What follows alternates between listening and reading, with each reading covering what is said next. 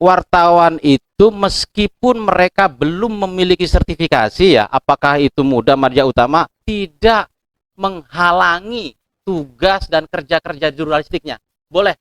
Jadi produknya kita anggap produk jurnalistik, bukan produk citizen journalism, bukan. Tetap produk jurnalistik. Karena kita melihat seperti itu, seperti yang Mas Yogi sampaikan, banyak wartawan yang memiliki kemampuan bagus menulis, punya attitude yang bagus, tapi mereka belum punya kesempatan untuk ikut sertifikasi. Nah, atas pertimbangan itu kita Dewan Pers menganggap bahwa jalan tugas dan fungsi sebagai jurnalisnya boleh gitu. Dan ketika ada persoalan, nggak bisa langsung ditangani sama polisi, nggak bisa langsung ditangani sama kejaksaan, kita yang take over.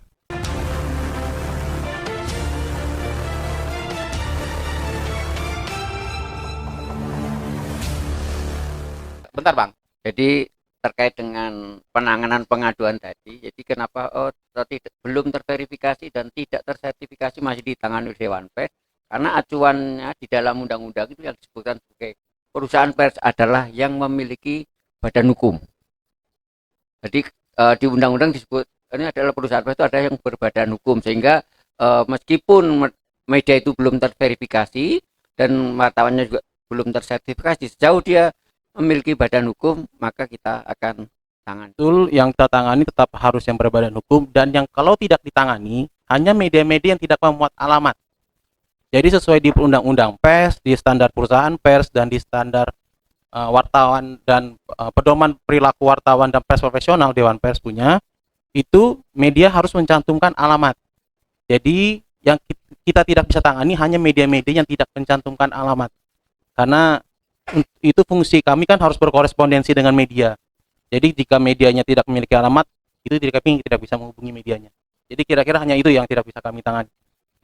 Saat ini kita sering menjumpai di beberapa daerah, terutama ya di Jakarta sih mungkin mudah-mudahan tidak ada ya, di beberapa daerah itu ada bahkan beberapa media-media yang menggunakan nama-nama lembaga negara, ya, institusi negara, KPK, Polri. Itu kita akan tertibkan hal-hal seperti itu. Kenapa? Ini implikasinya berbahaya. Orang ambigu nantinya bahwa jangan-jangan, dan kecenderungannya kita melihat ada upaya yang sengaja dibikin oleh pemilik media mememper-memperkan, memirip-miripkan, menyaru-nyarukan dengan lembaga-lembaga itu, seolah-olah jadi dia merupakan perpanjangan atau perwakilan dari lembaga atau institusi itu gitu.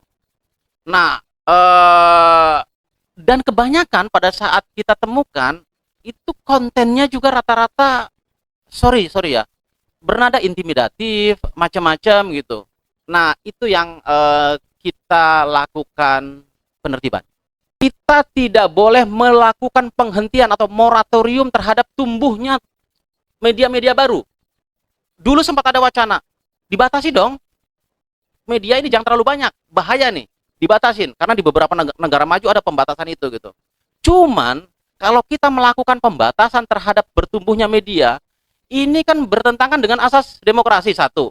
Yang kedua, lantas ketika kita di-challenge sama beberapa media yang akan tumbuh, loh, emang kenapa ada pembatasan itu? Apakah media-media yang sudah ada saat ini, yang existing saat ini, sudah betul-betul representatif, sudah betul-betul menyuarakan masyarakat, aspirasi publik? Tidak ada yang bisa memberikan garansi itu, Mas Yogi.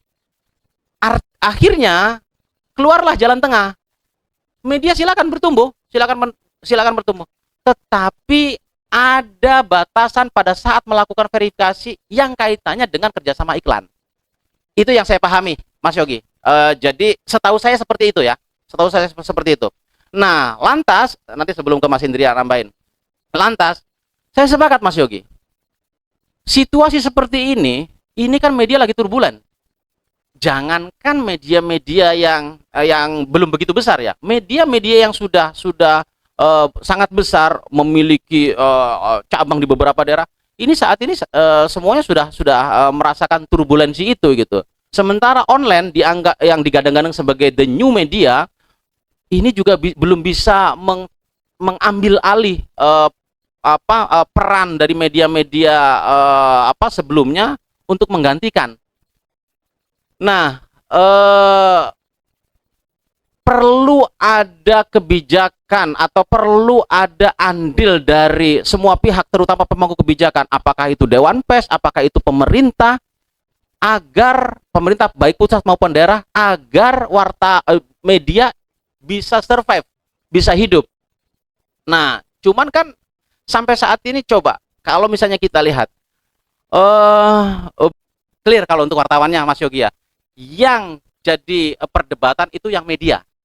Nah, media karena kita menganggap bahwa dengan berbagai pertimbangan perlu ada ketentuan, perlu ada syarat-syarat yang harus ditempuh, yang harus dilakukan oleh media untuk bisa jadi media yang melakukan partnership kerjasama dengan institusi tadi gitu. Itu sih dari saya. Silakan Mas Indria barangkali menambahkan.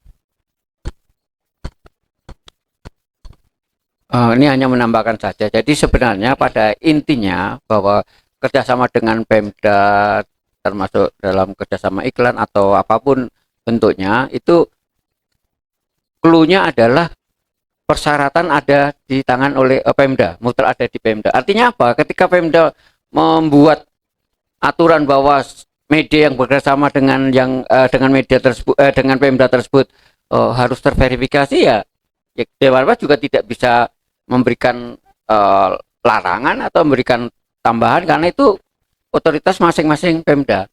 Bahkan kan kalau nggak salah sekarang, bukan nggak salah, setahu saya itu ketika mau bekerja sama dengan Pemda itu misalnya harus sudah masuk e-katalog dan segala macam. Ketika e-katalog nggak bisa masuk karena media tersebut belum di dalam e-katalog disebutkan media harus terverifikasi dulu segala macam. Itu sebenarnya mutlak di Pemda. Bahkan ada beberapa wilayah yang menyatakan misalnya nih, media yang bisa bekerja sama adalah media yang merupakan media lokal di daerah tersebut.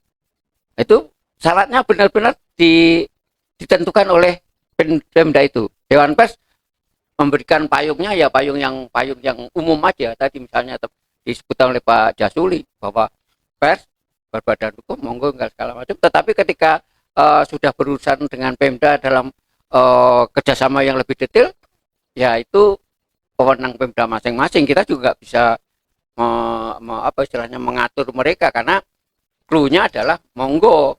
Nah, kalau misalnya mungkin kalau kita melihat dari sisi Pemdanya, ini kan ada katakanlah tadi Pak Yogi bilang ada 48.000, katakanlah asumsinya kita di provinsi aja 38, artinya di media kalau asumsi rata misalnya asumsinya 1.000 misalnya. Kan nggak mungkin satu Pemda itu 1.000 itu di ini semua. Nah, bagaimana saya memfilternya di Pemda, di sisi Pemda ya? Yang memfilternya paling gampang, saya kan ada Dewan Pers yang sudah memberikan aturan-aturan dengan menggunakan pedoman standar pers profesional. Artinya apa? Artinya yaitu yang kita gunakan. Mereka menggunakan ketentuan yang sudah ditetapkan oleh Dewan Pers, mereka aplikasikan. Bisa jadi ada Pemda yang tidak mengaplikasikan itu, tidak terverifikasi, nggak apa-apa, kita kerjasama. Itu benar-benar ada wewenang ada di tangan Pemda masing-masing. Dewan Pers memberikan payung yang terbaik untuk semuanya berjalan bagus. Seperti itu.